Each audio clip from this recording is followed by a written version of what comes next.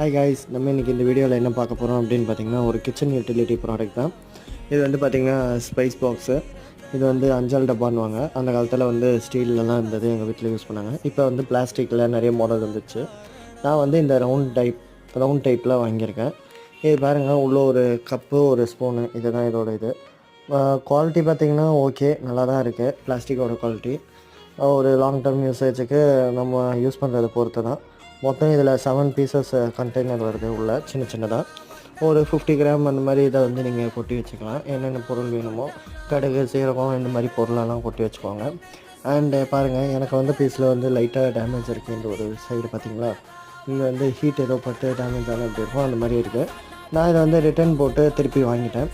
இதோட குவாலிட்டி நல்லா தான் இருக்குது. இந்த ப்ரைஸ் ரேஞ்சுக்கு இது கண்டிப்பாக இது மஸ்ட்டு பை தான் சொல்லுவேன் நான். ஒர்த்தான ப்ராடக்ட். இதோட ப்ரைஸ் பார்த்திங்கன்னா 150க்குள்ளே தான் வருது. தேங்க்யூ ஃபார் வாட்சிங் திஸ் வீடியோ.